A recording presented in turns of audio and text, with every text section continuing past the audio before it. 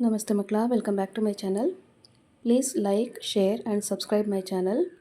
ಮಕ್ಕಳ, ಇವತ್ತು ನಾವು 4ನೇ ತರಗತಿಯ ಕನ್ನಡದಲ್ಲಿ ಮಳೆ ಈ ಒಂದು ಪದ್ಯಭಾಗಕ್ಕೆ ಸಂಬಂಧಪಟ್ಟಂತಹ ಎಲ್ಲ ಅಭ್ಯಾಸ ಪ್ರಶ್ನೋತ್ತರಗಳನ್ನ ಈಗ ನೋಡ್ತಾ ಹೋಗೋಣ. ಫಸ್ಟ್ ಹೆಡಿಂಗ್ ನೋಡಿ, ಒಂದೊಂದು ವಾಕ್ಯದಲ್ಲಿ ಉತ್ತರ ಬರೆಯಿರಿ. ಪ್ರಶ್ನೆ 1, ಬಿಸಿಲ ಝಳಕ್ಕೆ ನೀರು ಏನಾಯಿತು? ಉತ್ತರ, ಬಿಸಿಲ ಝಳಕ್ಕೆ ನೀರು ಆವಿಯಾಯಿತು. ಪ್ರಶ್ನೆ 2, ಮಳೆ ಸುರಿದಿದ್ದರಿಂದ ಏನೇನು ತುಂಬಿ ಹರಿಯಿತು? ಉತ್ತರ, ಮಳೆ ಸುರಿದಿದ್ದರಿಂದ ಕೆರೆ, ತೊರೆ, ಹಳ್ಳ, ಹೊಳೆ ತುಂಬಿ ಹರಿದವು. ಪ್ರಶ್ನೆ 3, ಮೋಡ ಯಾವಾಗ ಭಾರವಾಯಿತು? ಉತ್ತರ, ತಂಪು ತಗಲಿ ಆವಿ ತಣಿದು ಮೋಡ ಭಾರವಾಯಿತು. ನೆಕ್ಸ್ಟ್ ಹೆಡಿಂಗ್ ನೋಡಿ ಮಕ್ಕಳ, ಕೊಟ್ಟಿರುವ ಪದಗಳಲ್ಲಿ ಸರಿಯಾದುದನ್ನು ಆಯ್ದು ಬಿಟ್ಟ ಸ್ಥಳದಲ್ಲಿ ಬರೆಯಿರಿ. ಇಲ್ಲಿ ಬ್ರಾಕೆಟಲ್ಲಿ ಒಂದಷ್ಟು ಪದಗಳನ್ನ ಕೊಟ್ಟಿದ್ದಾರೆ ನೋಡಿ.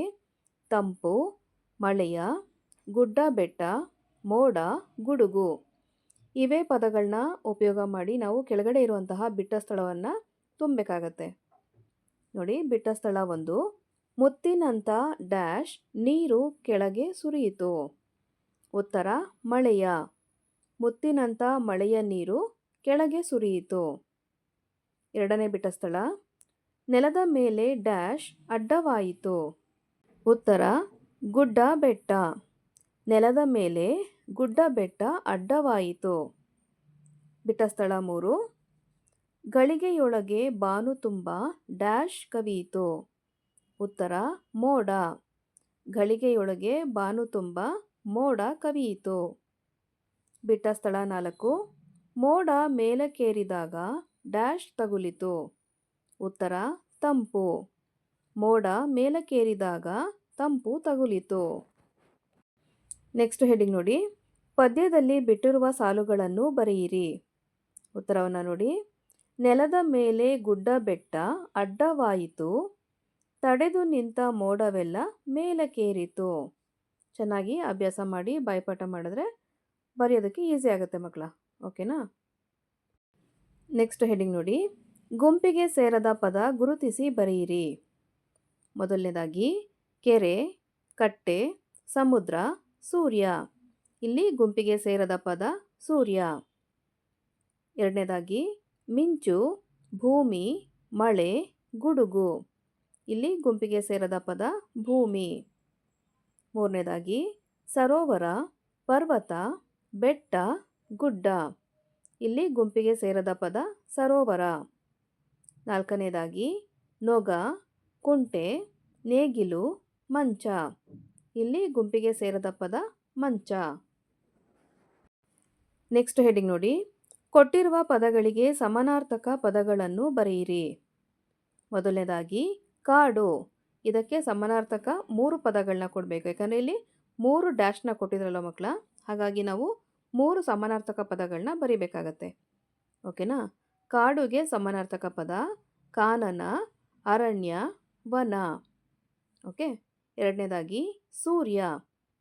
ಸೂರ್ಯನಿಗೆ ಸಮಾನಾರ್ಥಕ ಪದ ಅಂತ ಹೇಳಿದ್ರೆ ಭಾಸ್ಕರ, ನೇಸರ, ರವಿ. ಮೂರನೇದಾಗಿ ಭೂಮಿ. ಭೂಮಿಗೆ ಸಮಾನಾರ್ಥಕ ಪದ ಅಂದರೆ ಇಳೆ, ಧರೆ, ಭುವಿ. ಓಕೆನಾ? ನೆಕ್ಸ್ಟ್ ಹೆಡ್ಡಿಂಗಲ್ಲಿ ಭಾಷಾ ಚಟುವಟಿಕೆ. ಮೊದಲನೇದಾಗಿ ಅಕ್ಷರ ಬಳಸಿ ಪದ ರಚಿಸು, ತಿರುಗಿಸಿ ಓದಿ ಆನಂದಿಸು. ಇಲ್ಲಿ ಮಾದರಿ ಕೊಟ್ಟಿದ್ದಾರೆ. ಮಾದರಿ ಅಂದರೆ ಎಕ್ಸಾಂಪಲ್. ವಿ, ಕ, ಕ, ಟ, ವಿ ಅಂತ ಕೊಟ್ಟಿದ್ದಾರೆ. ನಾವೇನು ಮಾಡಬೇಕಾದ್ರಿಂದ ಪದಗಳನ್ನ ರಚನೆ ಮಾಡಬೇಕಾಗತ್ತೆ ಮಕ್ಕಳ. ಓಕೆನಾ? ಮಾದರಿಯಲ್ಲಿರುವಂತಹ ಅಕ್ಷರಗಳಿಗೆ ಪದ ಅಂತ ಹೇಳಿದ್ರೆ ವಿಕಟ, ಕವಿ. ನೆಕ್ಸ್ಟು ಮೊದಲನೇದಾಗಿ ಕ, ಕ, ನ ಅಂತ ಕೊಟ್ಟಿದ್ದಾರೆ. ಇದಕ್ಕೆ ಉತ್ತರ ಕನಕ. ಎರಡನೇದಾಗಿ ಮ, ನ, ನ ಅಂತ ಕೊಟ್ಟಿದ್ದಾರೆ. ಸರಿಯಾದ ಉತ್ತರ ನಮನ. ನ, ಮ, ನ. ಓಕೆ. ಮೂರನೇದಾಗಿ ರ, ಸು, ರ, ಸೂರ ಅಂತ ಕೊಟ್ಟಿದ್ದಾರೆ. ಇದಕ್ಕೆ ಸರಿಯಾದ ಉತ್ತರ ಸುರ, ಸುರರ. ಓಕೆ. ನಾಲ್ಕನೇದಾಗಿ ಜೀವ, ವ, ನ, ನ. ಇಲ್ಲಿ ಸರಿಯಾದ ಉತ್ತರ ಅಂತ ಹೇಳಿದ್ರೆ ನವ ಜೀವನ. ನವ ಜೀವನ. ಓಕೆ. ಐದನೇದಾಗಿ ದ್ರಾಮನ, ಸೀಮ, ಸಿದ್ರ ಅಂತ ಕೊಟ್ಟಿದ್ದಾರೆ. ಇದಕ್ಕೆ ಸರಿಯಾದ ಉತ್ತರ ಮದ್ರಾಸಿನ. ಮದ್ರಾಸಿನ ಸಿದ್ರಾಮ. ಸಿದ್ರಾಮ. ಸರಿಯಾದ ಉತ್ತರ ಏನು ಮಕ್ಕಳ? ಮದ್ರಾಸಿನ ಸಿದ್ರಾಮ. ಓಕೆನಾ? ನೆಕ್ಸ್ಟ್ ಹೆಡ್ಡಿಂಗಲ್ಲಿ ಮಾದರಿಯಂತೆ ಪ್ರಾಸಪದಗಳನ್ನು ಬರೆಯಿರಿ. ಮಾದರಿ ಅಂದರೆ ಎಕ್ಸಾಂಪಲ್. ಸುರಿಯಿತು, ಹರಿಯಿತು ಅವ್ರು ಕೊಟ್ಟಿರೋಂಥ ಎಕ್ಸಾಂಪಲ್ ಇದು. ನೆಕ್ಸ್ಟ್ ನೋಡಿ ಮಕ್ಕಳ, ತಗುಲಿತು ಅಂತ ಕೊಟ್ಟಿದ್ದಾರೆ. ಇದಕ್ಕೆ ಪ್ರಾಸಪದ ಅಂತ ಹೇಳಿದ್ರೆ ಕುಸಿಯ ತೊಡಗಿತು. ತಗುಲಿತು, ಕುಸಿಯ ತೊಡಗಿತು. ಕವಿಯಿತು, ಗುಡುಗಿತು. ಕವಿಯಿತಿಗೆ ವಿರುದ್ಧಾರ್ಥಕ ಪದ ಗುಡುಗಿತು. ಅಡ್ಡವಾಯಿತು. ಇದಕ್ಕೆ ಪ್ರಾಸಪದ ಮೇಲಕ್ಕೇರಿತು. ಅಡ್ಡವಾಯಿತು, ಮೇಲಕ್ಕೇರಿತು. ನೆಕ್ಸ್ಟ್ ಹೆಡ್ಡಿಂಗ್ ನೋಡಿ, ಮಾದರಿಯಂತೆ ಜೋಡು ನುಡಿಗಳನ್ನು ಬರೆಯಿರಿ. ಮಾದರಿ ಅಂದರೆ ಎಕ್ಸಾಂಪಲ್ ಮಕ್ಕಳ. ಬೆಟ್ಟ ಅಂತ ಕೊಟ್ಟಿದ್ದಾರೆ. ಬೆಟ್ಟಕ್ಕೆ ಜೋಡು ನುಡಿ ಬೆಟ್ಟ ಗುಡ್ಡ. ಓಕೆನಾ? ಕೆರೆ. ಕೆರೆಗೆ ಜೋಡು ನುಡಿ ಯಾವುದು? ಕೆರೆ ಕಟ್ಟೆ. ಓಕೆನಾ? ಏನು ಮಕ್ಕಳ? ಕೆರೆಗೆ ಜೋಡು ನುಡಿ ಕೆರೆ ಕಟ್ಟೆ. ಗುಡುಗು. ಇದಕ್ಕೆ ಜೋಡು ನುಡಿ ಅಂತ ಹೇಳಿದ್ರೆ ಗುಡುಗು ಮಿಂಚು. ಓಕೆ. ಕಸ. ಕಸಕ್ಕೆ ಜೋಡು ನುಡಿ ಕಸ ಕಡ್ಡಿ. ನೆಕ್ಸ್ಟು ಮುತ್ತು. ಮುತ್ತುಗೆ ಜೋಡು ನುಡಿ ಮುತ್ತು ರತ್ನ. ಅರ್ಥ ಆಯ್ತಲ್ವಾ ಮಕ್ಕಳ? ಇಲ್ಲಿಗೆ 4ನೇ ತರಗತಿಯ ಕನ್ನಡದಲ್ಲಿ ಮಳೆ ಪದ್ಯಭಾಗಕ್ಕೆ ಸಂಬಂಧಪಟ್ಟಂತಹ ಎಲ್ಲ ಅಭ್ಯಾಸ ಪ್ರಶ್ನೋತ್ತರಗಳು ಮುಕ್ತಾಯಗೊಂಡಿದೆ.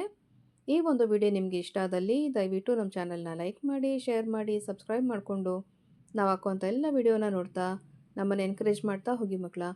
Thank you for watching. Bye bye.